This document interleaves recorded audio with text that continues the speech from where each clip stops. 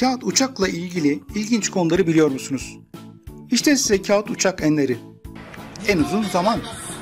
Şu anda bir kağıt uçakla en uzun süre 29,2 saniyedir. Ve bu rekor Japonya'da Kağıt tarafından 19 Aralık 2010'da elde edilmiştir.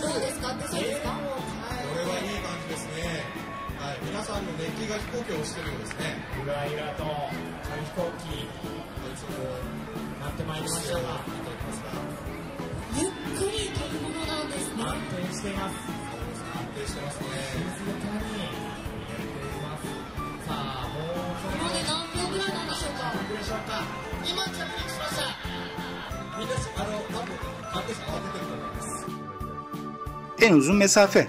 Atılacak bir kağıt uçağın rekor mesafesi, Joe Ayob tarafından atılan ve John Collins tarafından tasarlanan bir uçak tarafından kırıldı. Atış 26 Şubat 2012'de Amerika Birleşik Devletleri'nde Sacramento yakınlarındaki hava kuvvetleri üstünde yapıldı ve mesafe 226 feet yani 69,14 metre. En yüksek irtifa atışı. Fox Valley kompozit filosu ABD'nin Illinois eyaletindeki havalimanından bir helyum balonu fırlattı. 29.424 metrede balon patladı ve kağıt uçak yere düştü. Uçuş 2 saatten biraz fazla sürdü. Bu görev öğrenciler için bir bilim, teknoloji, mühendislik ve matematik projesiydi. En büyük kağıt uçak 28 Eylül 2013'te Almanya Braunschweig Teknoloji Enstitüsü'ndeki öğrenciler ve çalışanlar tarafından yapıldı. Kağıt uçak 8,10 feet yani 2 metre 47 santim yüksekliğinde bir platformdan bir uçak hangarından fırlatıldı ve 59 feet yani 18 metrenin biraz üzerinde uçtu. Kağıt uçağın yapımı 14 kişinin inşasıyla 1200 saat sürdü. Uçağın kanat açıklık genişliği 59,7 feet yani 18,21 metreydi. En iyi kağıt uçak vuruşları. 6 Ocak 2010'da Fumihiro Uno kağıt uçağı 3 metre mesafeden bir kovaya fırlattı.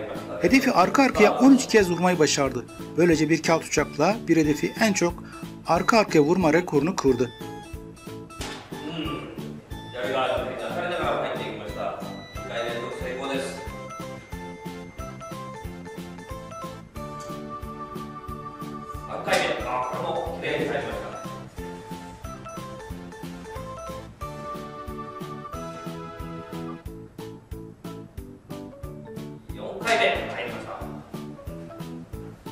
Uzaya atılan kağıt uçak. Uzaya fırlatılan bir kağıt uçağın nasıl uçacağını hiç merak ettiniz mi?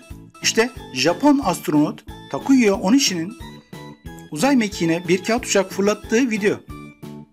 Takuya Onishi, Japon Havacılık ve Uzay Araştırma Enstitüsü için seçilen ve 2016 yılında Uluslararası Uzay İstasyonu'nda 4 ay geçiren bir Japon astronotudur. Onishi'ye Japon deney modeli uzay laboratuvarında bilimsel deneyler yapma fırsatı verildi.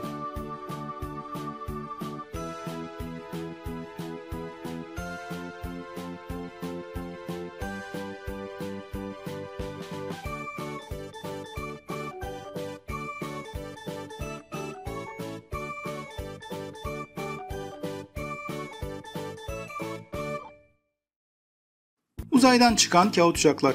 2008'de Takaya Todo, şimdiki dünya rekoru sahibi, bir kağıt uçağın en uzun mesafe uçuşu ve havacılık mühendisi Shin Suzuki, dünyanın yaklaşık 250 mil, 400 kilometre yukarısındaki Uluslararası Uzay İstasyonu'ndan kağıt uçaklar fırlatmak için bir plan geliştirdi. Plan sonunda bir kenara bırakıldı ancak Tokyo Üniversitesi'ndeki hipersonik bir rüzgar tünelinde 7 santimetre uzunluğundaki bir kağıt uçağın bir prototipi Mach 7 hızlarına 200 santigrat derece olduğu bildirilen sıcaklıklara 10 saniye boyunca dayandı. Prototip şeker kamışı liflerinden yapılmış ve ısı direncini artıran ancak yine de katlanmasına izin veren özel bir tür cam kaplama ile kaplanmış kağıt kullanıldı.